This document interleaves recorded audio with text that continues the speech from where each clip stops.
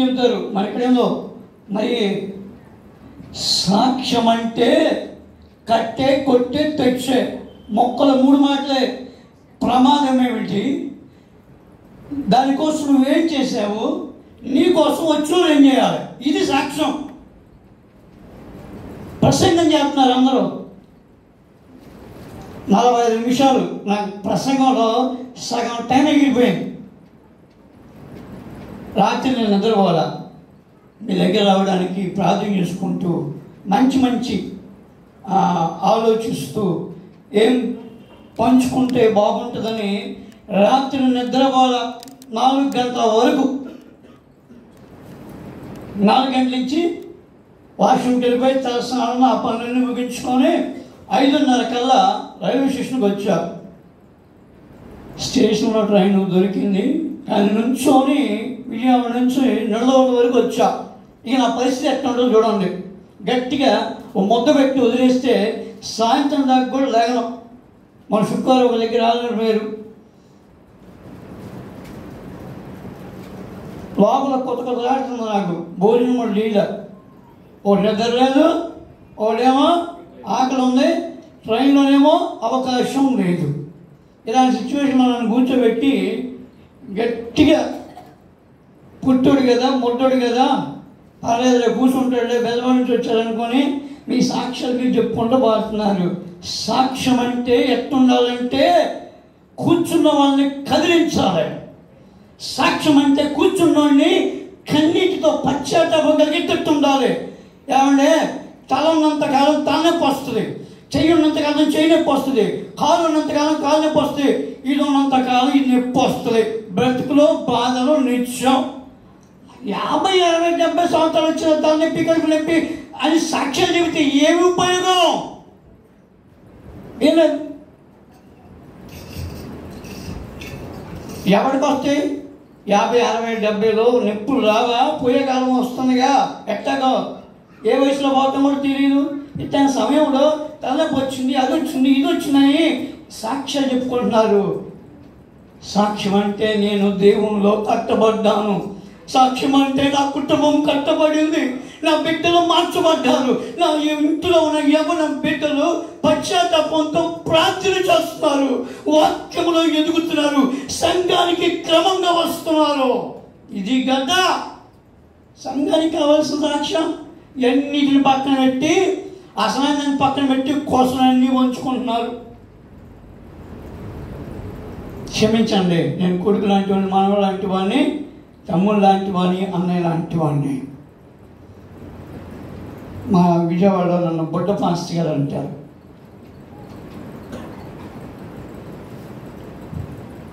మా నాన్న వాళ్ళ అన్నదమ్ములు 9 మంది, 7 అక్క చెల్లెలు, మొత్తం 16 మంది సంతానం. మా నాన్న వాళ్ళు ఒక తల్లికి పుట్టినోళ్ళే.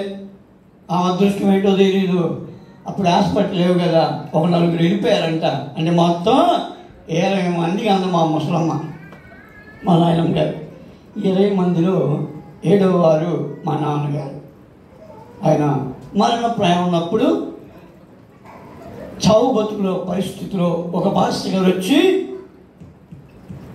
బాత్రూమ్ కూడా మా మేనమాలు ఎత్తుకొని తీసుకెళ్లాల్సిన పరిస్థితిలో ఒక రాత్రి వేళ వచ్చి ప్రార్థన చేసి వెళ్ళిపోయిన తర్వాత దేవుడు దర్శించిన తర్వాత రేపో మాపో కొన్ని గంటల్లో పోతుంది ప్రాణం అనుకున్న ఆ పరిస్థితి నుంచి తనకు తానుగా లెగిచి తయారయ్యి చక్కగా సెంటర్ కలిగి టీ దాకా వచ్చిన ఆ గొప్ప అనుభవాన్ని కలిగిన నాన్నగారు ఆ తర్వాత అన్ని దేవుణ్ణి కొలిచాను, ఎవరు నన్ను బతికించలేదు, రాత్రి వేళ యేసయ్య హస్తం వచ్చి నన్ను తాకి బ్రతికించింది అని 10 ఎకరాల పొలము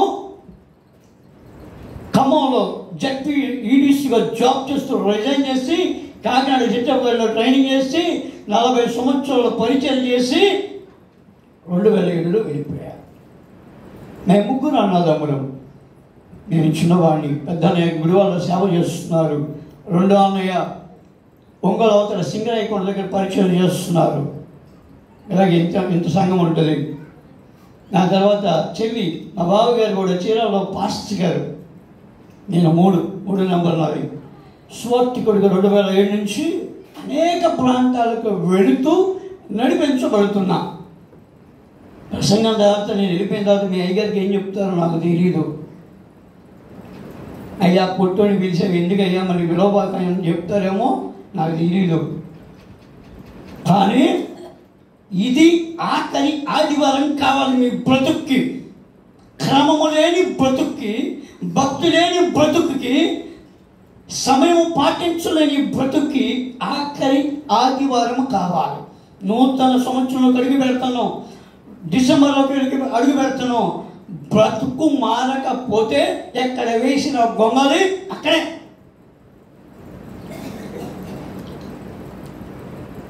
చిన్న ప్రార్థన చేసుకుందాం వాక్యమానంలోకి వెళ్ళే ముందు. కళ్ళు మూసుకోండి.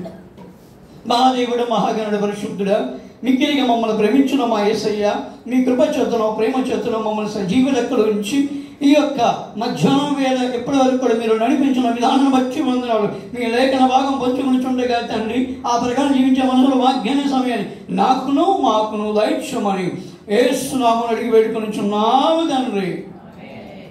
ఆమేన్.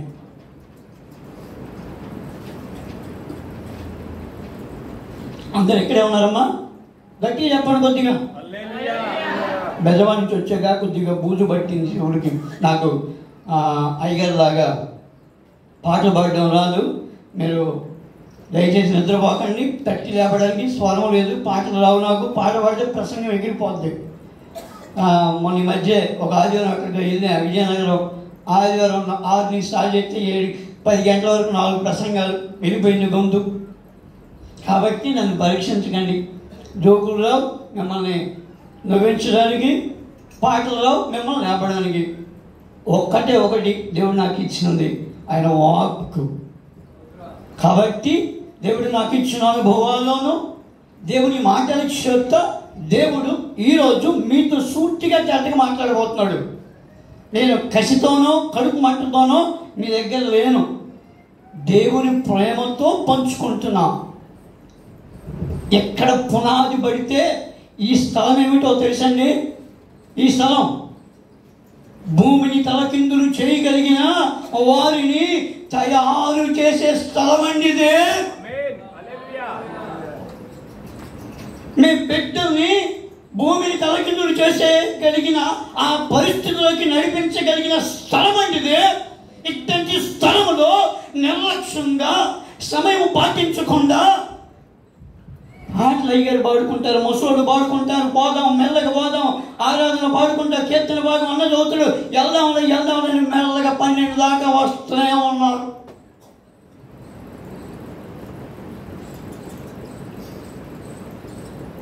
పరిశుద్ధ గ్రంథం నుంచి యోనా గ్రంథం 6వ అధ్యాయం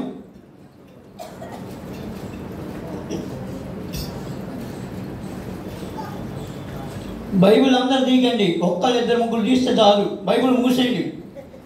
ఈరోజు మూసేయండి బైబిల్. ఎందుకంటే మా నాన్నగారు 300 మంది సంఘానికి పాస్ట్ గారు, అందులో నేను ఒకడిని. నాకు శబ్దాల వల్ల చచ్చేది చర్చిలో ఉన్నప్పుడు. దాన్ని ఏదైతే వాక్యం విత్తుచున్నారో నేనేం చేసామంటే అక్కడి నుంచి చదువుకుంటూ పోయేవాడిని. మనకి సోమవారం నుంచి శనివారం దాకా 6 రోజులు వస్తాయి. అక్కడ బైబిల్ చదవం మనం. ఎక్కడ గుర్తొస్తుంది? ఇక్కడ వస్తుంది. ఏమని? అయ్యో ఆదివారం ఉంటే బైబిల్ చదవాలని అయ్యగారు వాక్యం చెప్పుకుంటూ పోతూ ఉంటారు. మనం దాన్ని ఆయన స్టార్ట్ చేసిన దగ్గర నుంచి చదువుకుంటూ పోతూ ఉంటాం. వినేది ఎక్కడది, బతుకు మార్చుకునేది ఎక్కడది. అందుకే ఈ స్థితి. అందుకని మన్నించండి. యోనా గ్రంథం 1వ అధ్యాయం 12వ వచనం. నన్ను బట్టి ఈ గొప్ప తుఫాను మీ మీదికి వచ్చునని నాకు తెలిసి ఉన్నది. నన్ను ఎత్తి సముద్రములో పడవేయుడి. అప్పుడు సముద్రము మీ మీదికి రాకుండా నిమ్మలించునని. చాలమ్మా, ఇదంతా మనకు బాగా తెలుసుగా. యోనా గ్రంథం చిన్నపిల్లలు అడిగిన యోనా స్టోరీ చెప్పేస్తారు. కాబట్టి నేను ఆ స్టోరీలోకి వెళ్ళట్లా. దేవుడు చెప్పాడు, అయ్యా నినివేకి వెళ్ళయ్యా అని. వాళ్ళు చనిపోవాలి, మట్టిలో గెలిచిపోవాలి, నినివే పట్టణస్తులు దుర్మార్గులు అని యోనా గారు తర్షీషు వాడకి వెళ్ళిపోతుంటే సముద్రపు మధ్యలోకి వెళ్ళిన తర్వాత ఆ సముద్రపు అలల చేత కొట్టబడి ఓడ బద్దలయ్యి దాంట్లో వాళ్ళు చనిపోయే పరిస్థితి వచ్చినప్పుడు చీట్లు వేసిన తర్వాత యోనా మీదకి వస్తుంది. ఈ మాట అంటున్నాడు. అప్పుడు అంతా ఆయన గురించి చెప్పి దేవుడు ఏం చెప్పాడు చెప్పి అన్నీ చెప్పిన తర్వాత ఈ మాట అంటాడు 12 వచనం, నన్ను బట్టియే ఈ గొప్ప తుఫాను, అభయ మీకు పోయే కాలం వచ్చింది నన్ను బట్టియే, నీటిలో మునిగిపోయే కాలం వచ్చింది నన్ను బట్టియే, మీరు చనిపోయే పరిస్థితి వచ్చింది నన్ను బట్టియే. ఈ మధ్యలో వేళ మన అంశము ఏంటది? గట్టి చెప్పండి. నన్ను బట్టియే మన అంశం. అది కొంచెం స్పందన ఇవ్వండి. ఏం అంశం ఉండవాల? నన్ను బట్టియే, నిన్ను బట్టియే నీ ఇంటి పరిస్థితులు, ఆ సముద్రము నిన్ను బట్టియే, ఆ ఓడ నిన్ను బట్టియే బద్దలయ్యే పరిస్థితి. అంటే ఆ సముద్రమేమో నీ ఇల్లు, ఆ ఓడలో ఉన్నవారేమో నీ కుటుంబం.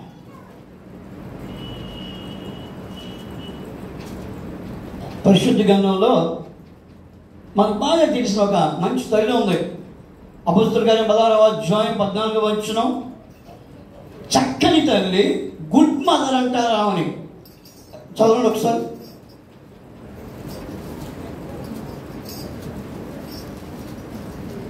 ఇంచేపు తీశారండ్రా. ఐపీసీలో వేట ఉంటుంది, రెఫరెన్స్ తీయడానికి టక్ టక్ టక్ టక్గా చేస్తారు. చదవండి. 16-14 తల్లి అపోస్తలుల కార్యం. ఆ లూదియాను దైవభక్తి కలిగిన ఒక స్త్రీ వాక్యము వినిచుండెను. ఆమె తుయతైర పట్టణస్తురాలు. ఆ ఊరమైన పొలము తుయతైర పట్టణస్తురాలు. ప్రభు ఆమె హృదయము తెరిచెను గనుక. చాలు. ఏం జరుగుతుంది అక్కడ? పౌలు భక్తుడు వాక్యం చెబుతున్నాడు. సమూయేలు భక్తుడు ఏలీ దగ్గరికి వెళ్ళి అడుగుతాడు, అయ్యా పిలిచావా అని. మొదటి సమూయేలు గ్రంథం 3వ అధ్యాయం 10వ వచనం. 3 సార్లు అడుగుతాడు వెళ్ళి, అయ్యా పిలిచావా పిలిచావా పిలిచావా అని. అబ్బాయి నేను పిలవలేదురా, ఈసారి నీకు వినిపిస్తే నేను పిలిచినట్టుగా నీ దాసునని నేను ఆలోచించుతున్నాను ఆజ్ఞవయ్యా అని పలుకు, అప్పుడు నీకేమి వినిపిస్తుందో నాకు తెలియపరచుకొని సమూయేలు గారితో చెబుతాడు. ఏలీ గారు వెళ్ళిపోతారు, సమూయేలు గారు పడుకుంటాడు.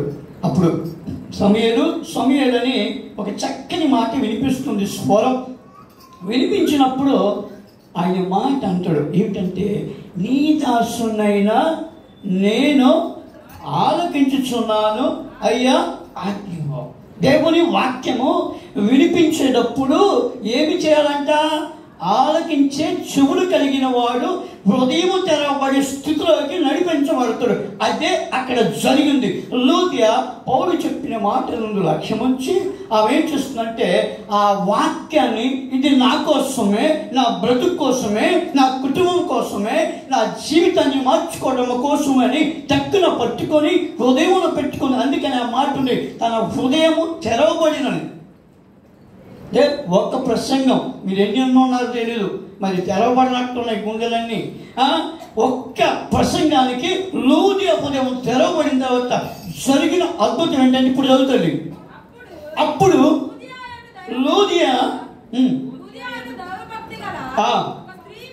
ఒక స్త్రీ వాక్యం వినిచున్నాను. ఆమె ఊదా రంగును పొడు తుయతైర పట్టణస్తురాలు. ప్రభు ఆమె హృదయం తెరిచెను గనుక లక్ష్యం ఉంచను. ఆమెయు ఆమె ఇంటి వారు చాలా తల్లి సూటిగా అర్థమైపోయినట్టు ఉంది. ఏం చేసింది ఆమె? విన్నది, వెళ్ళింది, ఇంటికి వెళ్ళి విన్నది లూదియా, పట్టుకుంది లూదియా, పెట్టుకుంది వాక్యాన్ని లూదియా. కానీ ఇంటికి వెళ్ళి ఆమె చేసిన పని ఏంటంటే, యేసుక్రీస్తు యొక్క జనన మరణ పునరుద్ధానాన్ని ఆ బిడ్డలకి వివరించి, అమ్మా ఆయన వచ్చింది మన కోసమే, ఈ పాపములో ఉన్న మన్నల్ని పరిశుద్ధులుగా మార్చడానికి, ఆయన సమయం వచ్చినప్పుడు పరలోకం మన్న కూడా ఆయనతో పాటు తీసుకెళ్ళడానికి ఇదిగో మార్గం అని లోదియ వాళ్ళకి తెలియపరిచి నడిపించి బలపరిచిన ఆ కారణం బట్టి ఏమి జరిగిందంటే ఆమె ఇంటి వారు బాప్తిజం తీసుకున్నారంట. హల్లెలూయా. అక్కడ జరిగిన అద్భుతం ఏంటంటే, అక్కడ యోనాను బట్టి ఆ ఓడల వాళ్ళు చనిపోయే పరిస్థితి వచ్చింది. ఇక్కడ లోదియని బట్టి ఏమి జరిగిందంటే, తన కుటుంబము ఒక్క ప్రసంగం తన బ్రతుకును మార్చివేసింది. ఒక్క ప్రసంగం తన బిడ్డల జీవితాన్ని లోకము నుంచి వేరు చేసి పరిశుద్ధతలోకి నడిపించింది. ఒక్క ప్రసంగమే. అదే అధ్యాయంలో 16వ అధ్యాయం 28వ ఒక మంచి తండ్రి కనిపిస్తారు. ఒక్కసారి చూద్దామా? అప్పుడు పౌలు, నువ్వు ఏ హాని చేసుకుని ఉండవద్దు, మేమందరం ఇక్కడనే ఉన్నాము. బిగ్గరగా చెప్పాను, దీపము తెమ్మని చెప్పి లోపలికి వచ్చి వణికొచ్చు పౌలుకును సీలకును సాగిలపడి, ఈ సందర్భం అంతా మనకు బాగా తెలుసు. పౌలు భక్తుడు పౌలు శీలు ఒక మంచి పని చేసినందుకు అక్కడున్న ఆ యొక్క రాజ్యం వారు ఆ సైనికులు తీసుకెళ్ళి బాగా ఇష్టానుసారంగా కొట్టేసి చెరసాలలో వేశారు. వాళ్ళు పడుకోవటానికి అవకాశం లేని పరిస్థితుల్లో దేవుని స్తుతిస్తూ పాటలు పాడుతుంటే చెరసాల బద్దలైపోయింది, ఖైదీలు పారిపోయారేమో అనుకొని చెరసాల నాయకుడు దానికి దమ్ముకోవడానికి ప్రయత్నం చేసినప్పుడు పౌలు భక్తులు అంటున్నారు, అయ్యా మేము అందరం ఇక్కడే ఉన్నాం, ఏం చేసుకోవద్దని. అలా చెప్పిన తర్వాత వారిని చూచి బయటికి తీసుకొచ్చి ఒక చక్కని మాట జ్ఞాపకం చేసుకుని చదవాలి. ఇప్పుడు అయ్యలారా, రక్షణ పొందడానికి నేనేమి చేయాలి? అందుకు వారు, ప్రభువైన యేసునందు విశ్వాసం ఉంచుము, అప్పుడు నీవును నీ ఇంటి వారు చాలమ్మా. ఇక్కడ లోదియను బట్టి తన కుటుంబం మార్చబడింది. ఇక్కడ చెరసాల నాయకుని బట్టి ఆ రాత్రి వేళ వారి గాయాలు కడిగి ఇంటికి తీసుకువెళ్ళి వారి గాయాలు కడిగిన తర్వాత ఆ రాత్రి వేళ ప్రభు మాటలు విని ఆ రాత్రి వేళ ఆ కుటుంబం అంతా కూడా యేసయ్యని సొంత రక్షకునిగా అంగీకరించినట్టు అక్కడ మనకి సూటిగా తేటగా కనిపిస్తుంది. యోనాను బట్టి వాళ్ళు బెంబేలు తెచ్చి ఉంటారు, భయపడిపోయి ఉంటారు. చావు మాకు దగ్గరే ఉంది అని చావుని చూచిన ఆ క్షణాన వాళ్ళ ఇంటి వాళ్ళు గుర్తొచ్చుంటారు, కొడుకులు గుర్తొచ్చుంటారు, చంటి బిడ్డలు గుర్తొచ్చుంటారు, మనవరాలు గుర్తొచ్చుంటారు.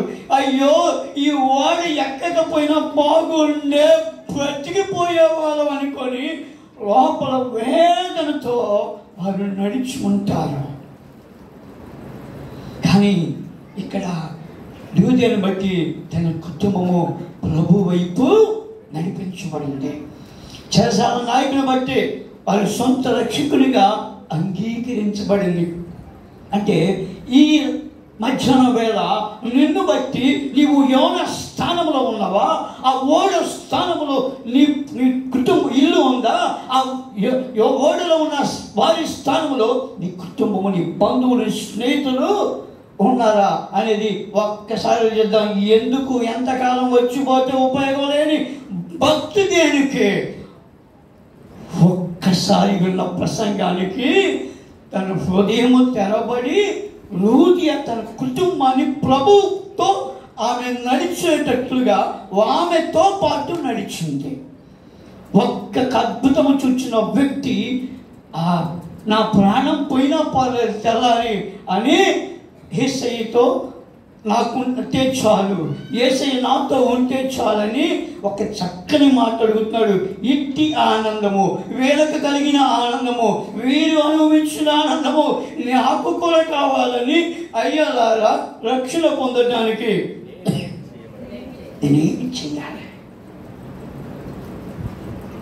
పెళ్లి కార్డు వస్తుంది మనకి, సమ్మర్లో కదా, అక్కడక్కడ ఇప్పుడు పెళ్ళిళ్ళు జరుగుతూనే ఉన్నాయి. పెళ్లి కార్డు వచ్చినప్పుడు మనం ఒక పని చేస్తాం, మీ చుట్టుపక్కల వాళ్ళు బాగా తెలిసిన వాళ్ళు, అంటే మీ ఇంట్లో కూర వాళ్ళ ఇంట్లో కూర మీ ఇంట్లో ఉంటే మంచి అనుబంధం ఉంటుంది. వాళ్ళ ఇంట్లో ఏదైనా మీరు ఉంటారు, మీ ఇంట్లో ఏదైనా వాళ్ళు ఉంటారు. అలాంటి మంచి అనుబంధం కలిగిన వాళ్ళ దగ్గరికి మీరు వెళ్ళి చెబుతారు, అయ్యో మా అన్నయ్య కూతురు పెళ్ళి, ఇగో కార్డు ఇచ్చాడు, నాకు దగ్గరికి వచ్చి ఇచ్చాడు, వాడు బాగా ధనవంతుడు, ఏదో మా పరిస్థితులు బాగా ఇట్లా ఉండిపోయాము అని పెళ్లి కార్డు చూపించి, అక్క రండి అక్క పెళ్ళికి వెళ్దాం అని చెప్పి వారిని పెళ్ళికి తీసుకెళ్ళడానికి శత విధాల వారికి ఏది అవసరం అన్నీ తెలియపరిచి, అవసరమైతే బీరువా తెరిచి అక్క ఏ చీర కావాలో తీసుకోని చెప్పి ఆ పెళ్ళికి తీసుకెళ్ళటానికి మన ఇరుగు పొరుగు వారితో ముచ్చటిస్తాం. రండి అక్క వెళ్దాం, మా అన్నయ్య మంచి ధనవంతుడు, అమెరికా సంబంధం చూశాడు అని ఆటో ఛార్జీలు, బస్ ఛార్జీలు, ట్రైన్ ఛార్జీలు పెట్టుకొని పెళ్ళికి వెళ్తాం. పెళ్ళికి వెళ్ళిన తర్వాత ఆ పెళ్ళికి తీసుకెళ్ళిన వాళ్ళతో మనం మాట్లాడతాం. ఎందుకంటే వాళ్ళు మనం తీసుకెళ్ళారు కాబట్టి, అబ్బా ఏమి పెళ్ళి, ఈయన మునిపెన్నడు ఇలాంటి వివాహం చూడలేదే అని అనుకుంటాం. అనుకొని పెళ్ళి అంటే ఆ జంట చూడముచ్చడిగా ఉంది, ఈడు జోడు బాగుంది అనుకొని ఆ పెళ్లి తంతులో మనము కూడా పాల్గొని అక్షంతలు వేసి పెళ్ళి అయిపోయిన తర్వాత భోజనానికి వెళ్ళేటప్పుడు ఒక చిన్న పని చేస్తాం. అలాంటి బుడ్డోని ఒక 10-12 సంవత్సరాల పిల్లల్ని తీసుకెళ్తాం కదా, వాడు పెళ్ళికి వెళ్ళేటప్పుడు మన బంధువులు మన ఇంట్లో పిల్లల్ని తీసుకెళ్ళినప్పుడు వాళ్ళతో ఒక మాట చెప్తాం, అరే మనతో పాటు అంకుల్ వాళ్ళు ఆంటీ వాళ్ళు వచ్చారు, ఇదిగో అవతల చివర కుర్చీ దగ్గర ఉండు, యువతలో ఒకడు ఉండండి అని. ఇప్పుడు మనకంటే ముందుగా భోజనం చేసేవాళ్ళు లెగిచి వెళ్ళిన తర్వాత మరి అవ్వని రానివ్వకుండా అక్కడ నువ్వు ఆపు, ఇక్కడ వీడు ఆపుతుడు, మనతో పాటు 20 మంది వచ్చారు కదా, ఆంటీ వాళ్ళకి భోజనాలు పెట్టాలి బాధ్యత మందే అని పెళ్ళిలో కూర్చుంటాం. మంచి భోజనం చేస్తూ వాళ్ళు పెట్టే ఐటమ్స్ అన్ని తింటూ మనం ఏం చేస్తామంటే, పెళ్లి కంటే విందు బహుభాగం ఉన్నది, ఈ పెళ్లికి రాకపోతే ఇలాంటి పెళ్లి చూచేవాళ్ళం కాదు, ఇలాంటి విందు అనుభవించేవాళ్ళం కాదు అని మాట్లాడుకుంటాం. భోంచేస్తూ అబ్బా ఏమి రుచిగా ఉందని మాట్లాడుకుంటాం. సిగ్గుచేటు ఏంటో తెలుసా, బాధకరమైన పరిస్థితి ఏంటో తెలుసా, పెళ్ళికి వెళ్ళేటప్పుడు చుట్టుపక్కల అందరినీ కలుపుకొని వెళ్తాం.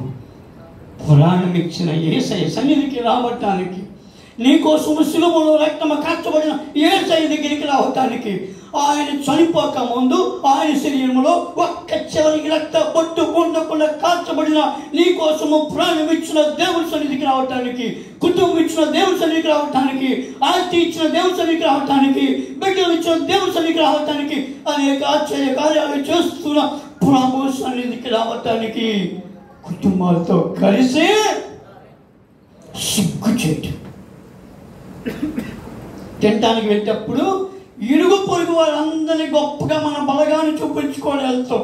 మరి మన కోసము సిలువలో వేలాడబడేటప్పుడు ఆయన ఒళ్ళంతా తున్నబడి ఆ ఎముకలు కనిపిస్తుంటే వెనక నుంచి ఆ శరీరం అంతా వేలాడబడుతుంటే ఆయన నడుస్తున్న ప్రతి అడుగులో రక్తము దారలై ఏరులై పారే ఆ ప్రభు సన్నిధికి రావటానికి కుటుంబంతో రాలేకపోతే ఏమీ క్రైస్తవుడివే.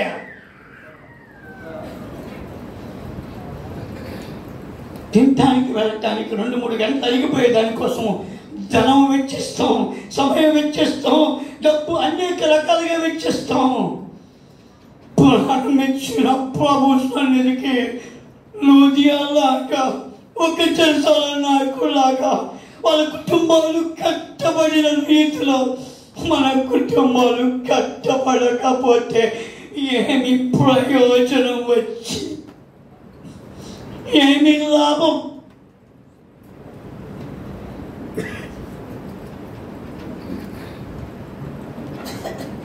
మారాలి. క్రమం లేకపోతే, అయ్యారు అన్నారు దాకా, క్రమము లేకపోతే అది అక్రమమే. అక్రమం కలిగిన వాడు ప్రభు సన్నిధికి అక్కర్లేదు. లూదియాలాగా భయపడేవాడు కావాలి ప్రభువుకి. చేసారు నాయకులాగా ఆ సమయంలో ప్రభువుని పట్టుకునే కుటుంబము కావాలి.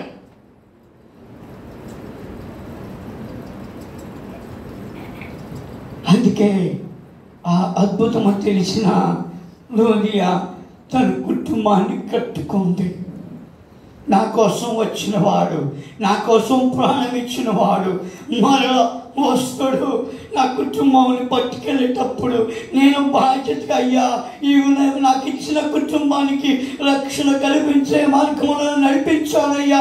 ఇదిగో నా బిడ్డలు, ఇదిగో నా బంధువులు, ఇదిగో నా పొరుగువారు, ఇదిగో నా వెనుకవారు, ఇదిగో నా సంఘమయ్యా అని లూదియా చెప్పుకోవడానికి ఒక మంచి సాక్ష్యాన్ని కలిగి ఉంటాయి.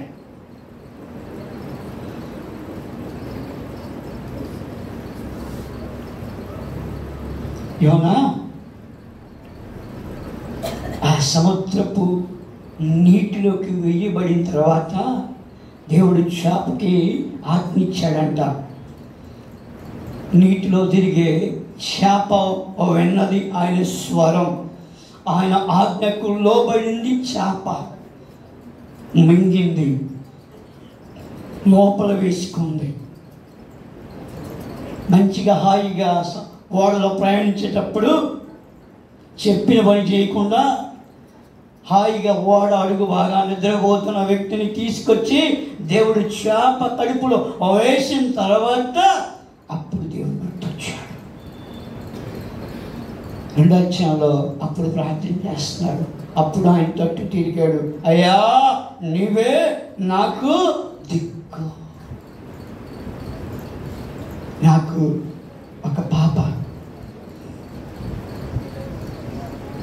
బైబిల్లో లూకా సువార్తలో 1వ అధ్యాయము 40 నుంచి 40 వరకు ఒక మంచి ప్రయాణం ఉంటుంది. అవసరం ఏంటండి, మనకు తెలిసిందే. మరియ తల్లి గర్భవతి అయిన తర్వాత ఎలిజబెత్ గారిని చూడడానికి వెళ్తుంది. వెళ్ళినప్పుడు ఆమె వందనాలు చెప్తుంది. ఎలిజబెత్ గారికి చెప్పినప్పుడు ఎలిజబెత్ గారు పరిశుద్ధాత్మతో నిండుకొని ఆమె ఇలాగ మాట్లాడుతుంది, అమ్మా నీ స్వరము నా చెవిని పడగానే నా లోపల ఉన్నవాడు ఏం చేస్తున్నాడు? లోపల ఏం చేస్తున్నాడు? డ్యాన్స్ చేస్తున్నాడు. ఎంతంటే డ్యాన్స్ వేయడం, లోపల ఎగురుతున్నాడంట. ఆ లోపల ఉన్న ఆ వ్యక్తి మరియ తల్లి కడుపులో ఉన్న యేసుని చూచి ఆ స్వరము నా దేవాది దేవుని తల్లి మా ఇంటికి వచ్చింది, మమ్మల్ని దర్శించడానికి వచ్చింది, మమ్మల్ని చూడడానికి వచ్చింది అని లోపల డ్యాన్స్ వేస్తున్నాడంట. చాలామంది అమ్మాయిలు ప్రెగ్నెంట్ అయిన తర్వాత పాస్టర్ దగ్గరికి వచ్చి, అమ్మ 7వ నెల 8వ నెల 9వ నెల సుఖప్రసవం జరిగేలాగిన ప్రార్థన చేయండి అమ్మా. ఇగో వీడిని మీ చేతుల్లో వెళ్తారమ్మా. ఈ సంఘంలో ఎదిగేటట్టు అన్న ఎలాగైతే ప్రార్థన చేసి మందిరంలో విడిచిపెట్టిందో అలాగే నా బిడ్డని మందిరంలో విడిచిపెడతానమ్మా అని చాలామంది తల్లులు వాగ్దానం చేస్తూ ఉంటారు. మందిరానికి వచ్చి ప్రార్థన చేస్తారు, మందిరానికి వచ్చి పాటలు పాడతారు. వాళ్ళు ఇక్కడ ఉన్నప్పుడు దేవుని స్తుతిస్తూ ఆరాధిస్తూ దేవుని వైపు తిరుగుతూ ఉంటారు. కానీ వాళ్ళు భూమి మీదకి వచ్చిన తర్వాత, వాళ్ళు బయటకు వచ్చిన తర్వాత మనం ఏదైనా పని చేసుకోవాలనుకున్నా, వారికి భోజనం పెట్టాలనుకున్నా, శరీరాలకు తినిపించాలనుకున్నా, మన పనిని డిస్టర్బ్ చేయకుండా ఉండాలనుకున్నా మనం వాడికి ఒకటిస్తాం. ఏమిస్తాం? అదే కట్టి చెప్పారు, ఇది ఇస్తాం. ఎందుకని? మన పనులు ఆటం కలగకుండా వాడికి ఇచ్చేస్తాం. బైబిల్లో ఏముంది? బాలుడు నడవలసినవాడు వాడికి నేర్పము, వాడు పెద్ద మంచి దాని నుంచి తొలగిపోడు అని ఉంది. మనం ఏం చేస్తున్నాం? బాలుడిగా ఉన్నప్పుడు వాడికి ఇది ఇచ్చేస్తున్నాం. ఇచ్చేసిన తర్వాత వాడి ఫింగర్తో ఇలా ఇలా ఇలా ఇలా పెట్టుకుంటూ వాడు దానిలో పెరిగి పెద్దవాడయ్యి, అంటే బిడ్డలు చెడిపోవటానికి ఎవరి కారణం? అమ్మ బాబే. తల్లిదండ్రులే కారణం. వాడు ఫ్రెండ్స్తో తిరిగాడా, వాడు అమ్మాయితో తిరుగుతుందా, అమ్మాయి సినిమాలకు వెళ్తుందా, అబ్బాయి వ్యసనాలు కలిగి ఉన్నాడా అంటే దానికి కారణం ఏంటంటే నీ ఇంటిలో ప్రార్థన లేదు. నీ ఇంటిలో ప్రార్థన దూపం ఆగిపోయింది. నీ ఇంటిలో వ్యక్తిగతంగా ప్రార్థన లేదు. నీ ఇంటిలో కుటుంబ ఆరాధన ఆగిపోయింది. నీ ఇంటిలో దేవునికి ఆయన నీకు సంబంధం దిగిపోయింది. ఒరే బైబిల్ బాలుడు నడవస్తాడు, వాడికి నేర్పండి అమ్మా అంటే వాడికి ఫోన్ ఇచ్చిన తర్వాత, వాడికి ఫింగర్ నేర్పించిన తర్వాత వాడు నీ మాట ఎందుకు అంటాడు, ప్రభు వైపు ఎందుకు వస్తాడు, దేవుడి సన్నిధికి ఎందుకు వస్తాడు, వాక్యానికి ఎందుకు లోపడతాడు, ప్రార్థన ఎందుకు చేస్తాడు, ప్రభు సన్నిధికి ఎలాగో త్వరగా వస్తాడు. తల్లిదండ్రులే బిడ్డను జడగొట్టి ఎక్కడికి వచ్చి నెత్తి నోరు వాదుకుంటే ఏమి ప్రయోజనం, ఏమి లాభం? యేసుక్రీస్తు వారేమో సులువు మోసుకుంటప్పుడు ఒక చక్కని మాట చెప్పాడు, అమ్మలారా నా కోసం వేడుకండి, మీకోసం మీ పిల్లల కోసం వేయించామండనేగా దాని అర్థం. మీరు లోకంలో కలవకుండా, పాపంలో కలవకుండా మీ బిడ్డలు నరకానికి పాత్రులు కాకుండా వాడు వల మీద వల వేసి సాతానుడు మీ బిడ్డల్ని ఈడ్చుకుపోయే పరిస్థితుల్లో ఉంది కాబట్టి, రాబోయే పరిస్థితులు భయంకరంగా ఉన్నాయి కాబట్టి మీకోసం. నాకు ఒక కూతురు, మా అమ్మాయి 4వ తరగతి చేయటప్పుడు ఎంత ఉంటుంది మా అమ్మాయి చిన్నప్పుడు, ఈ పాప అంత ఉంది. ఆ టైంలో మా ఆవిడే పొద్దున్న లేపి 4 గంటలకి, అమ్మా రాత్రి అంతా ఏసయ్య నీకు చక్కని ఎద్దునిచ్చాడు, చురుకని మెరుకునిచ్చాడు, ఏసయ్యకి వందనాలు చెప్పమ్మా అని మా ఆవిడ పాపని లేపడం తెలుసు నాకు. 4 గంటలు లేచి ప్రార్థన చేసుకొని ఫ్రెష్ అయ్యి బైబిల్ చదువుకొని టిఫిన్ చేసి స్కూల్కి వెళ్ళే ముందు నా భార్య తను ఎదురుగా నుంచొని ఒకరు చేతులు పట్టుకొని ప్రార్థన చేసిన తర్వాత మా ఆవిడ సిలువు గుట్టేసి స్కూల్కి పంపించేది. అయ్యా నా బిడ్డ వెళ్తుంది, దారిలో కానీ స్కూల్లో కానీ స్నేహితుల ద్వారా కానీ ఏ దుష్ట ప్రభావం పని చేయకుండా నా బిడ్డ చుట్టూ ఒక రక్తాన్ని కంచిగా వేశాను అని సిలువు గుట్టేసి పంపించేది. 4వ తరగతిలో ప్రారంభమైన అదే ప్రయాణం ఎప్పటికీ నా కూతురు 4 గంటలకు లెగుస్తుంది, ప్రార్థన చేస్తుంది, బైబిల్ చదువుకుంటుంది, ఫ్రెష్ అవుతుంది, కాలేజీకి వెళ్తుంది.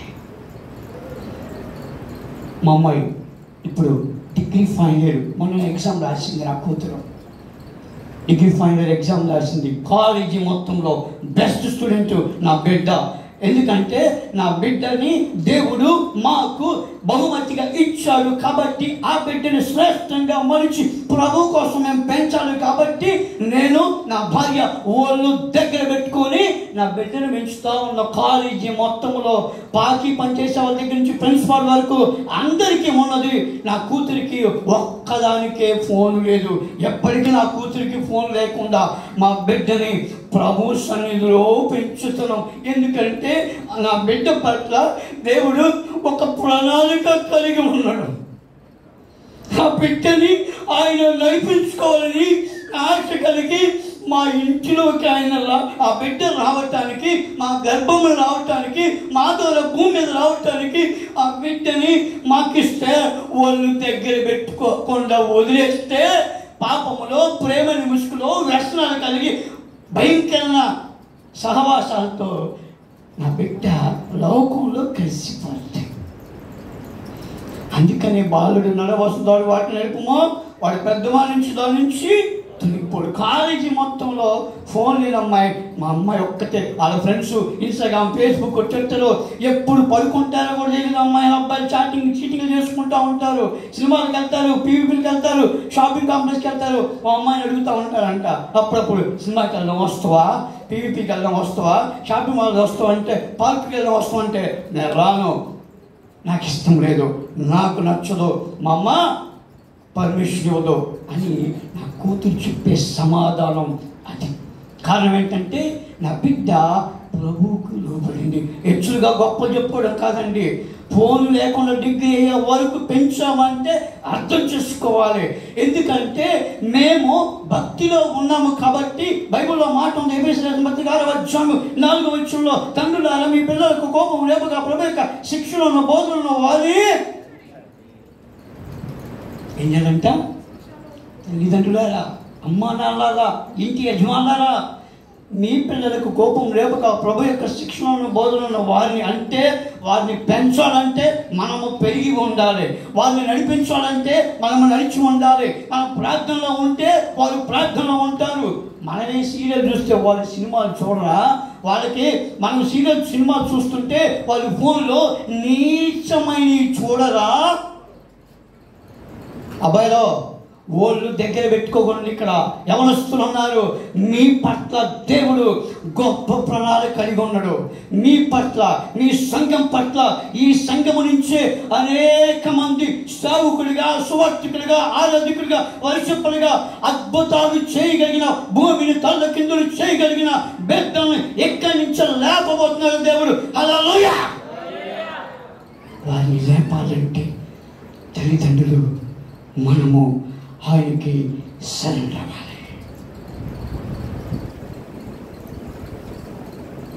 నేను అందుకే నా సమయం త్వరగా అవుతుంది. ఒక అర్ధగంట ముందు ఇచ్చింది ఇంకా బాగుండేది. ఎక్కడ గొప్ప గొప్ప సాక్ష్యాలు చెప్పిన సమయం అంతా దొంగిలించేశారు. అలాంటి సాక్ష్యాలు పంచుకోకండి అమ్మా.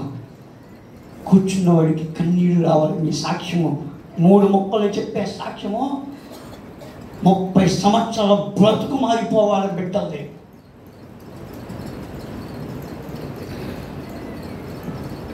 బైబిల్లో ఒక మంచి మాట ఉంటుంది. యేసుక్రీస్తు వారు అంటే తల్లిదండ్రులు ఎలాగ ఉండాలంటే లూకా సువార్త 1:6 ఒకసారి జ్ఞాపకం చేసుకున్నామా? త్వరగానే ముగించేస్తాం. వీరిద్దరు ప్రభు యొక్క సకల విధమైన ఆజ్ఞల చొప్పున, న్యాయ విధుల చొప్పున నిరపరాధులుగా నడుచుకొనుచు దేవుని దృష్టికి చలమా. ఇక్కడ చదవాలి లేఖన భాగం సూటిగా తేటగా ఏమి తెలియపరుస్తుందంటే, అమ్మా నాన్నలు ఎలాగ ఉండాలో, ఇంటి యజమానులు ఎలా ఉండాలో, తల్లిదండ్రులు ఎలాగ ఉండాలో, వాళ్ళ బిడ్డల ప్రవర్తన మారడానికి ఇక్కడ జక్కరీ ఎలిజబెత్ వయసులో ఉన్నప్పుడు వివాహం అయితే వృద్ధాప్యం వచ్చిన తర్వాత పిల్లలు లేకపోయినా సరే వారి నీతిని మారలా, వారి భక్తి మారలా, దేవుని విశ్వాసం మారలా. పిల్లల్ని ఇవ్వకపోయినా చాలు, ప్రభు మా గుండెలో ఉన్నాడు అని వారు నిరపరాధులుగా వారు జీవించారంట, నీతిమంతులుగా. హల్లెలూయా! అది కావాలి అంటే తల్లిదండ్రులు వారు గట్టిగా ప్రభువుని పట్టుకోవాలి. ఎందుకంటే మీ పట్ల, మీ కుటుంబం పట్ల, మీ సంఘం పట్ల, మీ గ్రామం పట్ల దేవుడు ప్రణాళిక కలిగి ఉన్నాడు. ఒక్క వ్యక్తి మారితే అద్భుతాలు ప్రారంభమవుతాయి. చివరిలో పంచుకుంటే ఒక మంచి సాక్ష్యము. ఒక్క వ్యక్తి మారి సంఘ పరిస్థితులు మార్చివేసింది ఒక ఆడామె, ఒక్క స్త్రీ. డిసెంబర్ కదా ఇది, రేపటి నుంచి నాది డిసెంబర్ 30 తారీఖు నేను వాక్యం తీసుకున్న రోజు. డిసెంబర్ 31 నా పెళ్లి రోజు. జనవరి 1 నా పుట్టినరోజు. హల్లెలూయా! ఎవరికైనా ఉంటుందో తెలియదు కానీ డిసెంబర్ 30 వాక్యం తీసుకున్నా. 31 పెళ్లి రోజు, జనవరి 1 నా పుట్టినరోజు. నేను పుట్టినరోజు జ్ఞాపకం చేసుకుంటే నా ప్రారంభ దిశ గుర్తొస్తుంది నాకు. నేను పుట్టినప్పుడు 9 గంటల వరకు ప్రాణము లేదంటే 5 గంటల నుంచి తెల్లవారుజామున పూడ్చిపెట్టడానికి మా మేనమామలు వీడు పుట్టి చచ్చిపోయాడు అని గొయ్యి తీసి కూడా వచ్చారు. పూడ్చిపెట్టే సమయంలో దేవుడు నాకు ప్రాణం ఇచ్చాడు. 3.5 సంవత్సరాలు వచ్చినప్పుడు ఈ 2 కాళ్ళకే నాకు పోలియో వచ్చింది. అమ్మ వాళ్ళ ప్రార్థన, సంఘ ప్రార్థన 6 నెలలు మందిరంలో పడేసి ప్రార్థన చేస్తే దేవుడు స్వస్థపరిచాడు. 2000లో విజయవాడలో స్కూటర్ యాక్సిడెంట్ తల పగిలిపోతే 1 month బెడ్ రెస్ట్. కొన్ని గంటల్లో నా ఫ్రెండ్ నాతో పాటు రోడ్డు దాటిన వాడు చనిపోయాడు. కానీ దేవుడు నన్ను బ్రతికించాడు. కానీ నేను అనుకునేవాడిని బస్ స్టాండ్లో బట్టలు నమ్ముకొని బతకొచ్చు, కానీ ఈ బైబిల్ పట్టుకొని ప్రసంగం చేయకూడదు అని అనుకున్నవాడిని. చిన్నప్పటి నుంచి సేవ అంటే ఇష్టం లేదు నాకు. వామ్మో ఎవడ పడతాడో ఈ బాధలో, ఈ బ్యాచ్కి ఎంత చెప్పినా ఇటీని ఏంటది ఇటీని ఏం చేస్తారు? నా వయసు అసలే బొడ్డోని బక్కోని, ఎవడు పడతాడో, నేను చెప్తే ఎవరు వింటారు, నేను చెప్తే వాక్యం నన్ను పిలుస్తారు. అసలే పాస్టర్లకి ఎట్టంటోళ్ళు కావాలంటే మంచి ఆజానుభావుడు, మంచి అందగాడు, మంచి బ్యాక్గ్రౌండ్ ఉన్నాడు, బ్యాక్గ్రౌండ్ ఉన్నాడు పిలిచి వాక్యం చెప్పించుకుంటారు. కానీ నన్ను ఎవరు పిలుస్తారు? కట్టవటే లేదు, కానీ ఎక్కడ ఎత్తారో అని చిన్నప్పటి నుంచి మా అమ్మగారితో నేను మాట్లాడేవాడిని. నా కొద్ది బతుకని. ఎందుకంటే 10 ఎకరాల పొలం వేసి జాబులు వేసి 40 ఏళ్ళ పరీక్షల్లో భయంకరమైన పరిస్థితులు చూసా, ఇబ్బందులు చూసా, ఆర్థికమైన పరిస్థితులు చూసా. దాని అంతటి కారణం ఇదే, నా కొద్ది బతుకో అని. నేను ఉద్యోగం చేయకూడదు, సేవ చేయకూడదు, ఏదైనా ఉద్యోగం తెచ్చుకుందాం అనుకున్నా. నా పేరు వెనక తోక ఉంది.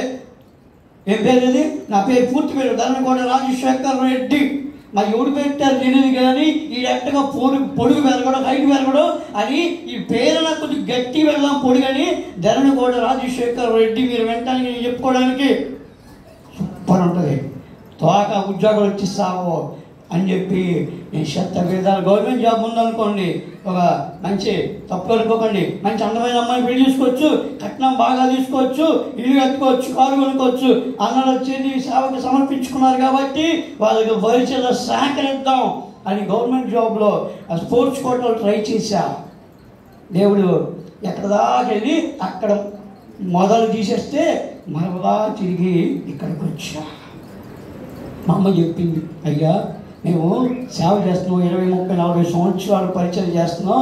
మేమే అనేక మందిని ప్రభు వైపు నడిపిస్తే, ప్రభు వైపు అనేక మందిని బాప్తిజం ఇచ్చి నడిపిస్తే, మేము మా కొడుకుని ప్రభు కోసం నడిపించకపోతే, సమర్పించకపోతే, ఆయన సన్నిధులు నిన్ను పెంచకపోతే మా జీవితకాల ప్రయాణం అంతా వ్యర్థం అని నా తల్లి ఏడుస్తూ ప్రార్థన చేస్తూ నన్ను ప్రభు వైపు నడిపించింది. ఈరోజు మీ మధ్య ఉన్నానంటే 2 బలమైన కారణాలు. ఒకటి దేవుని చిత్తం, రెండవది నా తల్లిదండ్రుల కన్నీటి ప్రార్థన.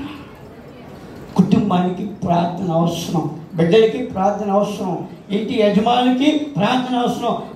యజమానులు మరి ఏం ఆలోచిస్తారో తెలియగాని వాళ్ళు చెప్పే సాక్ష్యాలు ఎట్టుంటాయి అంటే, నా భార్య ప్రార్థన పరాలండి, నా బిడ్డలు ప్రార్థన పరాలండి, నా కోసం వాళ్ళు కన్నీరు కాలుస్తారండి, వాళ్ళు పోతే పరలోకం పోతారు, నేను నరకం పోతాను అని ఇదొక వంక చెప్పుకుంటూ వెళ్ళిపోతామంటారు. విజయవాడలో ఒక సంఘం ఉందండి, 1000 మంది ఉంటారు. నేను ముందుగా ఎవరికి వీడియో కాల్ చేసి వాక్యానికి సమయం అడగను. ఎందుకంటారు? గట్టి చెప్పండి, పర్లేదు, మీకు వచ్చింది ఆలోచన. వీడియో కాల్ చేసి నేను ఎవరితో ముందు మాట్లాడను, ఫోన్లో మాట్లాడతా. నా వాయిస్ 6 అడుగులు ఉన్న ఆ జనబాబులాగా ఉంటుంది, వీడు గట్టి లాగా ఉండు, మనం గెలవచ్చు అని పిలుస్తారు. చూసిన తర్వాత ఏంటి వీడియో మనం పిలిచింది అనుకున్న వాళ్ళు చాలామంది ఉన్నారు. ఈ మధ్య నంద్యాలలో వెళ్ళా, పాస్టర్ గారి ఫోన్లోనేమో, అయ్యా ఆన్లైన్ పేరు యూత్ మీటింగు, సండే మెసేజ్ నీదే అన్నాడు. పండగ చేసుకోవచ్చని నేను విజయవాడ నుంచి ట్రైన్ మిస్ అయ్యి బస్సు ఎక్కి వెళ్ళిపోయిన తర్వాత ఇక పొద్దు నుంచి సాయంత్రం వరకు జర్నీ చేస్తూనే ఉన్నా. 7 గంటలు ఎక్కినామని 6 గంటలు దిగా, బొవ్వలేదు, ఏమి లేదు. షర్టు వైట్ షర్ట్ అంతా నల్లగా అయిపోయింది, మొహం పీక్కుపోయింది, నల్లగా వెళ్ళి వాళ్ళ దగ్గర నుంచున్నా.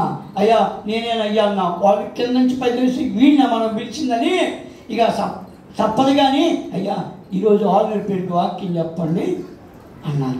నాకే 3 ప్రసంగాలు ప్రిపేర్ అయ్యా. ఒరే ఇల్లు నన్ను చూడంలోనే ఎస్టిమేషన్ వేసేసారు, ఈ పొడ్డాడు ఇకపోతే బాగోదని ఒక్క ప్రసంగం ఇచ్చేస్తారు అనుకొని అన్నం తినకుండా కన్నీరు ప్రార్థన చేసి వాక్యం పంచుకుంటే 2 నెలల్లోనే జస్ట్ 2 monthsలో అక్కడ 5 ప్రసంగాలు చేశా. హల్లెలూయా. నంద్యాల మొత్తంలో పెద్ద చర్చి, నంద్యాల మొత్తంలో ఏ పాస్టర్ కూడా అక్కడ వాక్యం చెప్పలేదంట ఆ చుట్టుపక్కల వాళ్ళు. అలాంటి చోట బొడ్డోని దేవుడు నన్ను వాడుకున్న కారణము దేవుని చిత్తము, తల్లిదండ్రుల ప్రార్థన. బిడ్డలకి ప్రార్థన నేర్పించండి. వాక్యం బోధించేటట్లు, వాక్యం చదివేటట్లు ఒక సమయం కేటాయించి వారితో మీరు ముచ్చటిస్తుంటే వారి హృదయం అంటే నా చిన్నప్పుడు చూసేవాడిని. మా నాన్నగారు వాక్యం చెబుతుంటేనే పశ్చాత్తాపం తెచ్చేవాళ్ళు. ఇప్పుడు ఎంత వాక్యం చెప్పినా, ఏడుస్తూ చెప్పినా, గట్టి చెప్పినా, ప్రేమతో చెప్పినా పశ్చాత్తాప ప్రార్థనలు ఎక్కడ కనిపించేసి రావట్లా. పరిశుద్ధ గ్రంథంలో ఒక మంచి మాట ఉంటుంది. లూకాసు సువార్త 24వ అధ్యాయం 32వ వచనంలో 2 వ్యక్తులు యేసుక్రీస్తు వారు చనిపోయిన తర్వాత గ్రామానికి వెళ్తుంటే యేసుక్రీస్తు వారు కూడా వారితో పాటు మధ్యలో వచ్చి వారితో ముచ్చట్లాడుతూ వెళ్ళిపోయి ఆ రూమ్కి వెళ్ళిపోయి వాళ్ళ ఇంటికి వెళ్ళిపోయిన తర్వాత కళ్ళు తెరబడి ఆయన అదృశ్యుడు వెళ్ళిపోయిన తర్వాత వారు మాట్లాడుకుంటున్నారు. అరే, దారిలో వచ్చేటప్పుడు ఆయన మనతో లేఖనము బోధించుచుండగా మన హృదయము మండుచుండలేదా? మన హృదయము మండుచుండలేదా? మన హృదయము మండుచుండలేదా? ఆయన వాక్యము బోధించేటప్పుడు, దారిలో వచ్చేటప్పుడు గుండె మండుతుందిరా, మంట రేపబడిందిరా అని వాళ్ళిద్దరూ మాట్లాడుకుంటున్నారు. దేవుని వాక్యం వినేటప్పుడు ఏమి జరగాలంటే పశ్చాత్తాపం కలగాలి, వేషధార బ్రతుకు మార్చబడాలి, భక్తి లేని విధానం మార్చబడాలి, ఇంటిలో ప్రార్థన లేని విధానం మార్చబడాలి, నీ ఇంటి యజమానుడికి రక్షణ లేని విధానం మార్చబడాలంటే నీ గుండె ఏమి కావాలి? ఇక్కడ లోజి అలాగా తెరబడి మండుచుండాలి. అది మండినప్పుడు మనకి బాగా తెలిసిగా పల్లెటూరు ఎగిది దగ్గర ఇంట్లో పొలాల పొయ్యి వెలిగిస్తాం, బయట నీళ్ళు కాసుకోవడానికి వెలిగించి నీళ్ళు పెట్టి పక్కకి వెళ్ళిపోతాం చీపురు పట్టుకొని ఊడ్చుకోవడానికి. ఏమవుతుంది చెప్పనమ్మా? మండదో, ఆరిపోతుంది. మీరు వెలిగించా తెలిపారండి, ఈ పని చూసుకుంటున్నారు. ఈ లోపల ఏమైంది? ఆగాలు ఈగాలు చెప్పి పుట్టుకుని ఆగిపోతాయి. అదే ఆగిపోయిందని చెప్పి మళ్ళీ మనం అక్కడికి వెళ్ళి అగ్గిపొల గీసి మళ్ళీ కిరసనాలు పోసి అంటిస్తాం. పర్లేదు అనుకుంటూ మళ్ళీ వెళ్తాం. మళ్ళీ వెళ్ళిన తర్వాత మళ్ళా ఆరిపోతాయి. ఆరిపోయిన తర్వాత 3వసారి చెత్త చెదారం అంతా తీసుకొచ్చి బాగా పొయ్యి లోపలికి పెట్టి కింద పేపర్ చుట్టి బాగా పెట్టి అగ్గిపొల కూసి ఒక సిబ్బరేకు ఒక అట్ట ముక్క పట్టుకొని ఊపుతా ఉంటుంటే అది మెల్లగా మండుతూ ఉంటుంది. అది మండుతుంటే కొంచెం సన్న పొలలు పెడతాం, అది మండుతుంటే ఇంకొంచెం లావు పొలలు పెడతాం, అది మండుతుంటే మంట పెరుగుతుంటే లావు పొలలు పొయ్యిలో పెట్టి అబ్బా ఇది మండుతుంది ఇక బాధ లేదని మన పని చూసుకుంటా ఉంటాం. ఆ పొయ్యి ఫస్ట్ ఎట్టకి దారిపోయిందో నీ బ్రతుకు ఆరిపోయినా, నీ ప్రార్థన లేకపోయినా, వాక్యానికి లోపడకపోయినా, లోది అలాంటి స్థితి లేకపోయినా, చంద్రశేఖర నాయకుడు భక్తి ఆగిపోయినా, అలాంటి స్థితిలో ఉండకపోయినా ఈ పొయ్యి 3వసారి ఎలాగైతే మండిద్దో నీ ఇంటిలో వాక్యము, నీ ఇంటిలో ప్రార్థన ప్రారంభించినప్పుడు ఏమవుద్దంటే ఈ పొయ్యి మండినట్టుగా నీ కుటుంబం దేవుల్లో వెలుగుతూ ఉంటుంది, మండుతూ ఉంటుంది. హల్లెలూయా. అది కావాలి. అందుకే అన్న ఈ నవంబర్ ఆఖరి ఆదివారం కావాలి భక్తిహీనతకి. వెదచల్లి అభివృద్ధి పొందువారు కలని సామెతలు 11:24లో ఉంటుంది. అంటే వెదచల్లి అభివృద్ధి పొందువారంట.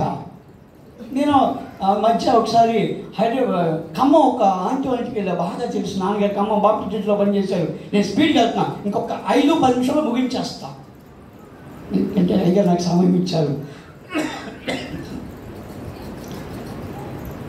ఖమ్మం వెళ్తే ఒక ఆంటీ గారు పిలిచి మంచి టిఫిన్ ఇచ్చారు.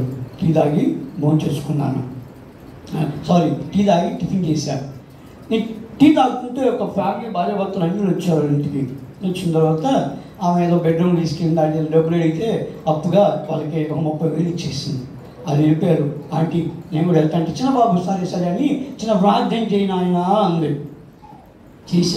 తీసిన తర్వాత ఆమె బైబిల్ తెరువయ్యా అంది. నేను తెరిచా, ఒక నోటి పెట్టింది, అందులో పెద్దవాడు వచ్చేసా. నేను మర్చిపోయాను ఆమె పెట్టిన రూపాయల డబ్బులు.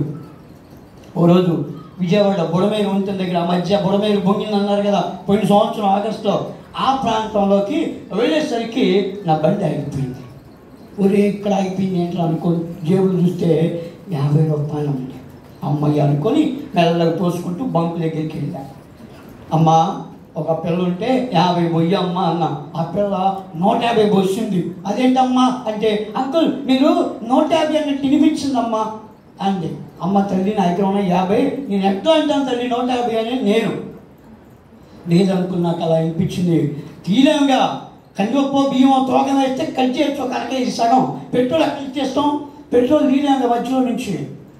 ఏం చేద్దామని ఆలోచిస్తుంటే ఆ మహాతల్లి పెట్టిన కానుక గుర్తొచ్చిన. అమ్మయ్య అనుకున్న మనసులో దేవానికి స్తోత్రం అనుకొని బైబిల్ తెరిచి చూస్తే 100 రూపాయలు ఉంది.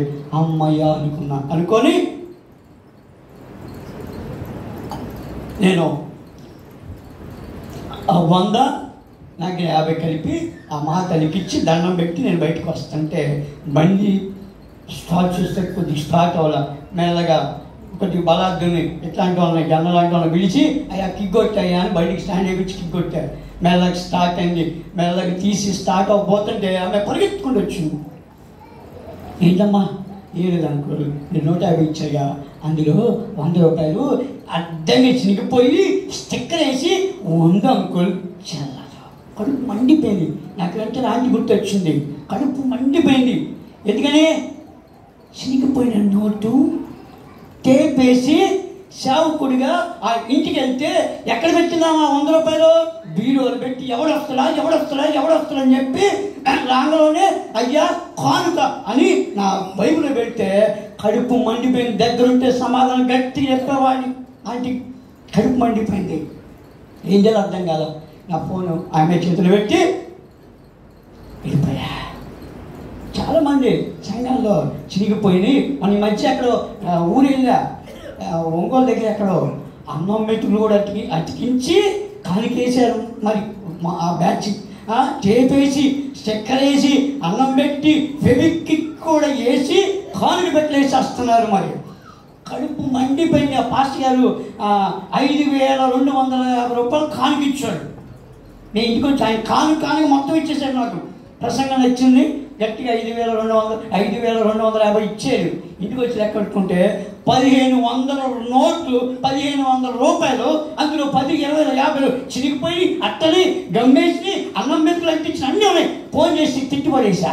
ఏం మంద మీ బ్యాచ్, ఏం విశ్వాసులు, సిగ్గుండాలి. అలా వేయటానికి చెప్పండి. శ్రేష్టమైన సంఘము, శ్రేష్టం దేవుడికి ఇస్తున్నామా మానవుడికి ఇస్తున్నామని తెలుసుకొని ప్రవర్తించమనండి అని ఆ పాస్టర్ గట్టిగా ఇచ్చా. పాప ఆయన ప్రసంగం చేశాడంట. చినిగిపోయింది కానీ 10, 20 కానీ ఇప్పుడు వేయడం మానేశాడంట. వేస్తే 150. అందుకనే వెదజల్లి అభివృద్ధి పొందు వర్గాలు. నేను కూడా పాస్టర్నే కదా, నేను కూడా మానవునే కదా. ఒకసారి ప్రసంగం చేసి కూర్చున్నా స్టేజ్లో. 550 రూపాయలు ఉన్నాయి నా జేబులో. కానుక టైం వచ్చింది. ఒక పిల్ల ఏం చేస్తుందంటే ఇందా కూర్చున్న ఈ పాప అంత అమ్మాయి వాళ్ళ అమ్మ దగ్గర కానుక అడిగింది. అమ్మ కానుక వేయాలని. ఆమె 20 రూపాయలు ఇచ్చింది. ఈ పిల్లలు నలిపి ఆమె కాలు దగ్గర కొట్టొద్దా, నీ చేతిలోది 100 రూపాయలు అంది. నేనేమనుకున్నాను, 50 చేసుకొని 500 ఒక పక్కన పెట్టుకున్నా. 550 దగ్గర ఉన్నాయి కదా, 550 రెండు వేరు చేసి 50 గట్టి పట్టుకున్నాక వేయటానికి సిద్ధపడుతున్నా. ఆ పిల్ల చేసిన పరిస్థితికి 20 రూపాయలు కానుక వేయడానికి సిగ్గుపడి వాళ్ళమ్మ కాళ్ళ మీద కొట్టి నాకు 100 ఇస్తేనే లేకపోతే నేను కానుకైనని ఏడుస్తుంటే ఆ పిల్ల బాధ తట్టుకోలేక ఆ 100 ఇచ్చి 20 ఆమె తీసుకుంది. నాకు ఎట్టుంటుంది అప్పుడు లాగి గోమే కొట్టినట్టు అనిపించింది. నిండా 10 సంవత్సరాలు కూడా ఉండవు. దేవుడు గట్టి బుద్ధి చెప్పాడు అనిపించి 50, 500 రెండు ఒకే చేతికి వచ్చిన తర్వాత 550 రూపాయలు కానుక వేసేస్తారు. హల్లెలూయా. అప్పటి నుంచి ఎంత ఉంటే అంత వేసేయడం అలవాటు చేసుకున్నాం. అంటే శ్రేష్టమైంది దేవుని సన్నిధిలో విత్తాలు. లూకాసు వార్త 21లో ఉంటుంది. ఆ వృద్ధాప్యం కలిగిన ఆ స్త్రీ అంతా తనకున్న వ్యయం అంతా చేసిందంట. అందుకనే ఆమె ఇప్పటికీ జ్ఞాపకం చేసుకుంటాను. మీరు ఇప్పుడే ఈ అతికేస్తున్నారా, స్టిక్కర్ వేసేస్తున్నారా, గమ్ వేసేస్తున్నారా, అన్నం మెతులు వేస్తున్నారో తెలియదు. కానీ ఒకవేళ స్థితి ఉంటే ఈరోజే మారును గాక. హల్లెలూయా. చివరిగా ఆ యోనా గ్రంథంలో 3వ అధ్యాయంలో ఒక చక్కని మాట ఉంటుంది. ఏమిటంటే యోనా భక్తులు వెళ్ళి నినివే పట్టణంలో ప్రకటించిన తర్వాత ఆ నినివే పట్టణస్తులందరూ కూడా బూడిదలో కూర్చొని ప్రార్థన చేస్తూ పశ్చాత్తాపంతో కన్నీరు కారుస్తూ వారి దుర్మార్గమును, వారి అవిధేయత, వారి అక్రమం విడిచిపెట్టి వారు దేవుని వైపు తిరిగి కన్నీటితో ప్రార్థన చేశారు. అందుకని ఏమైందంటే నినివే పట్టణస్తులను రక్షించాలి అని దేవుడు నశింపజేయాలని యోనా అనుకున్నాడు, రక్షించాలని యేసయ్య అనుకున్నాడు. వారి ప్రార్థన బట్టే, వారి కన్నీటిని బట్టే, వారి మొదలుపెట్టిన దాన్ని బట్టే, వారి పశ్చాత్తాపం దాన్ని బట్టే ఏమి జరిగిందంటే దేవుడు శిక్షించకుండా నినివే పట్టణస్తులను రక్షించాడు. ఈ మధ్యాహ్నం వేళ దేవుడి లేఖన భాగం ముగించిన సమయంలో మనవి చేసేది ఏమిటంటే ప్రేమతో దేవునికి ఆయాసకరమైనది ఏదైనా ఉన్నదేమో, ఇంటిలో ప్రార్థన లేమి, భక్తి లేమి, ఇంటిలో అవిధేయత కలిగిన స్థితి, మారు మనసు లేని భక్తి, బాప్తిజం లేని స్థితి ఏమైనా ఉన్నదేమో ఈ రోజుతో నిన్ను బట్టి నీ కుటుంబ పరిస్థితులు మార్చబడాలి.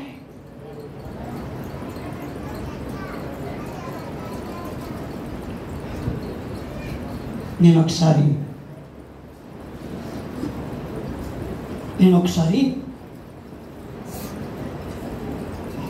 అయ్యా 2 నిమిషాలు ముగించేస్తా. నేను ఒకసారి చిత్తూరు వెళ్ళాను 2011లో. వెళ్తే అక్కడ ఒక చర్చిలో వాక్యం చెప్పడానికి వెళ్ళాను. పాస్టర్ గారు అన్నారు, అయ్యా నేను దూరంగా ఉంటాను మదనపల్లిలో, మీరు చర్చి దగ్గర ఒక విశ్వాసం ఉన్నారు, ఆమె దగ్గరికి వెళ్ళి ఈరోజు ఆశ్రయం తీసుకొని వాక్యం చెప్పండి చర్చిలో అన్నారు. అలాగే ఆయన శనివారం ఒక ఇంటికి ఏదైనా వెళ్తే ఆమె నేను వెళ్ళకముందే ఒక 30 మందిని ఆ ఇంట్లో సమకూర్చి, రండి, ఎందుకు వ్యర్థమైన సినిమాలు చూస్తారు, శనివారం సేవకులు వస్తున్నారు, దేవుని మాటలు విందాం రండి అని ఆమె పిలిచింది. నేరేసరికి పాటలు పాడుతూ ఉన్నారు. పాటలు పాడుతుంటే 5 నిమిషాల్లో తయారైపోయి 20 నిమిషాల్లో వాక్యం చెప్పేశాను. అయిపోయింది. తిని పడుకున్నాను చక్కగా. తెల్లారి లేచి ప్రార్థన చేసుకొని వాక్యం ప్రిపేర్ అయ్యి వాళ్ళ చర్చిలో వాక్యం చెప్పాను.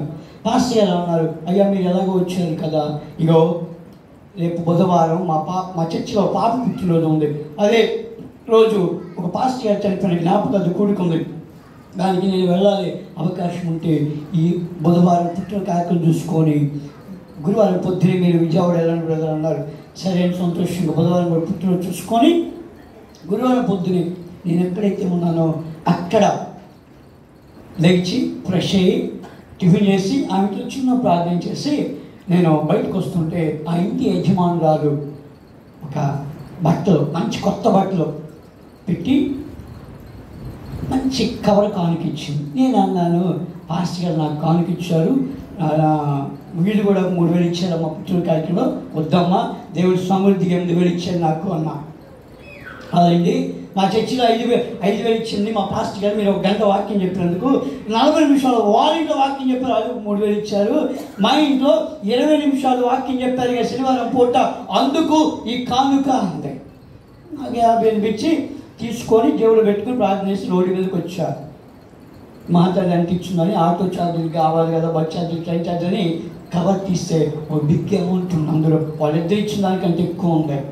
వెనక్కి వెళ్ళిపోయా, అమ్మా ఇగో నువ్వు 800 రూపాయలు కానుక పెట్టపోయి 11,800 రూపాయలు కానుక పెట్టవు తల్లి, ఇదిగో పొరపాటును ఇచ్చావేమో అని వెనక్కొచ్చానమ్మా అంటే ఆమె చెప్పిన సమాధానం ఏంటంటే, అయ్యా నా దగ్గర 11,800 రూపాయలు మాత్రమే ఉన్నాయ్యా, ఇంకా ఉంటే నాకు అర్థం కాదా. అదేంటమ్మా ఈ పాస్టర్ గారు ఏమో గంట చెప్పించుకొని ఇచ్చారు, వాళ్ళు 45 నిమిషాలు వాక్యం చెప్తే 3,000 ఇచ్చారు, నీ ఇంట్లో 20 నిమిషాలే కదా, ఏమిటి నీకు జరిగిన అద్భుతం అని అడిగితే ఆమె చెప్పిన సమాధానం ఏంటంటే, మీరు వచ్చినప్పుడు నా పరిస్థితి ఏంటంటే మా ఆయన నన్ను వదిలేసి 5 సంవత్సరాలైంది, ఎక్కడ ఉన్నాడో లేదో తెలియదు, వస్తున్నాడో లేదో తెలియదు, వ్యసనం కలిగి వేరే సంబంధంతో నన్ను విడిచి వెళ్ళిపోయాడు, చచ్చాడు బతికాడో లేదో కూడా తెలియదు అయ్యా. శనివారం మీరు వాక్యం చెప్పారుగా, పేతురు రాసిన మొదటి 3 అటు వాళ్ళ స్త్రీలారా, మీరు మీ స్వపురుషులకి లోబడి ఉండి, అందువల్ల వాళ్ళు ఎవరైనా వాక్యములకు అవిధేయులైతే మీ యొక్క భయంతో కూడిన పవిత్ర ప్రవర్తన నుంచి వాక్యము లేకుండా తమ భార్య నడవడి వలన రాబట్టబడవచ్చునని వంచుకున్నారు.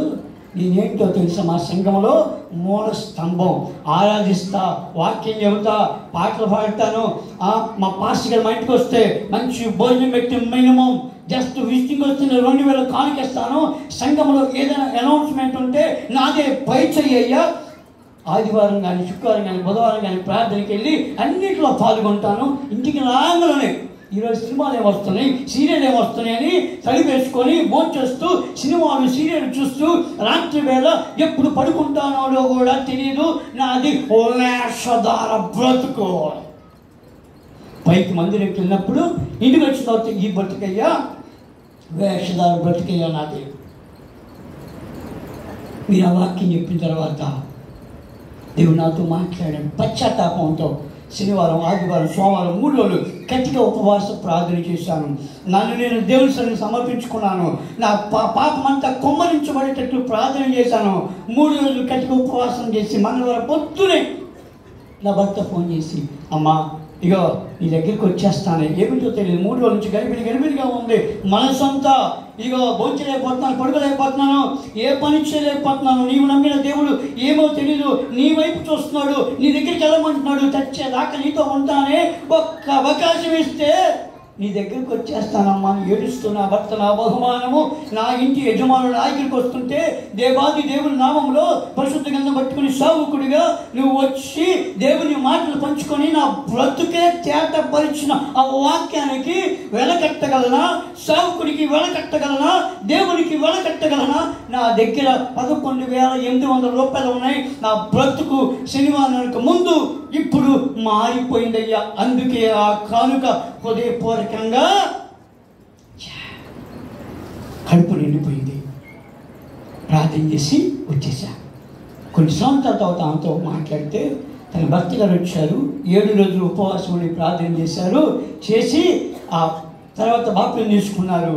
వాళ్ళు చేసిన పని అంటే ఇంట్లో ప్రార్థన చేస్తూ చుట్టుపక్కల ఇళ్ళకెళ్ళి వాళ్ళ బంధువులు స్నేహితుల దగ్గరికి వెళ్ళి శనివారానికి ముందు శనివారం తర్వాత వాళ్ళ బ్రతుకు ఎలాగ విడిపోయారో, ఎలాగ దేవుడు కట్టాడో ఆ స్థితిని, ఆ పరిస్థితిని చుట్టుపక్కల వాళ్ళకి చెప్పుకుంటే వారికి ఆ సాక్ష్యము వెదలబడితే వారి సంఘానికి 282 మంది ఈ భార్య భర్తల ద్వారా మందిరములో చేర్చబడ్డారు. హల్లెలూయా!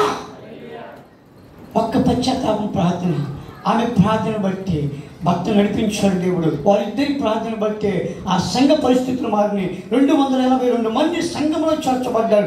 రోజుని బట్టి తన కుటుంబం కట్టబడింది.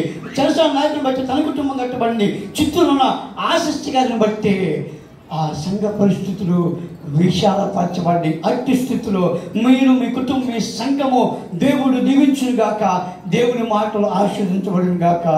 నా మాట నేను ముగిస్తున్నాను. ఆమేన్. మాట్లాడండి, ప్రార్థన చేసుకుందాం. అందరూ స్తోత్రాలు చేయాలి, స్తుతించాలి అందరూ.